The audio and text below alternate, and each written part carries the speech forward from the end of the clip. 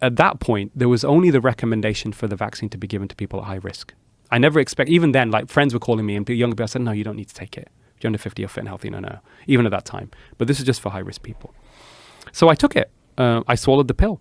And then, yeah, I mean, things changed very dramatically within a few months. Did you have any adverse side effects? I did. And again, I didn't fully appreciate it at the time, but now I know the mechanism of harm. It makes sense. So I'm very much into my fitness, Joe. I've been like, I captain sports teams at school and university. I'm an obsessive exerciser, like every day. I don't feel good if I haven't gone to the gym and done something, almost every day. I started noticing within a few weeks that my energy level started to get depleted quite significantly. My sleep was disturbed. And then I went into clinical depression. I was diagnosed with clinical depression.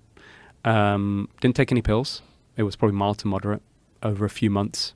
So when you say diagnosed with clinical depression, what's the parameters? Like, how is that defined? Yeah, so clinical depression, you usually have to have a number of symptoms that are persistent for at least 2 weeks.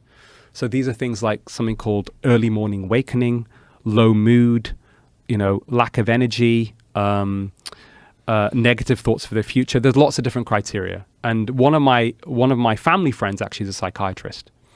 And I spoke to him about it, and he said, yeah, this is depression. So but the one thing I noticed more than anything else is my energy levels were, I couldn't, like, I'm a very active, energetic guy, and I just couldn't leave the house. I couldn't leave the couch.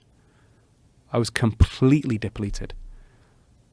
And what do you think, you believe is a side effect of the vaccine, but what's the mechanism?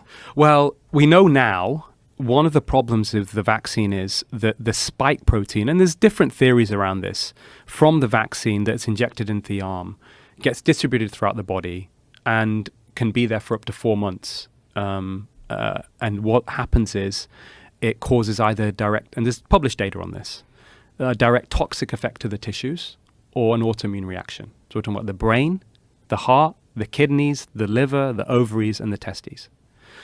And that's probably the mechanism of action. And in fact, this is not, interestingly, one of the side effects from a World Health Organization endorsed list, which I reference in my peer-reviewed paper, which we'll talk about later, actually puts in there psychosis as one of the side effects of the vaccine. And there are case reports in people who went psychotic actually because of it. So a significant number? We don't know. We don't know the exact numbers, but one of the reanalysis of Pfizer's own trial by independent researchers published in Journal Vaccine, in the clinical trial itself, one of the severe adverse effects in the clinical trial was psychosis, at least in one patient. So for you, with your case, how long did you suffer from these symptoms? About 3 months. I mean, I went to a psychologist. I didn't want to take pills. So I went to psychologists. I had cognitive behavioral therapy. I started to just focus on going back to the basics, getting good sleep, resting, etc.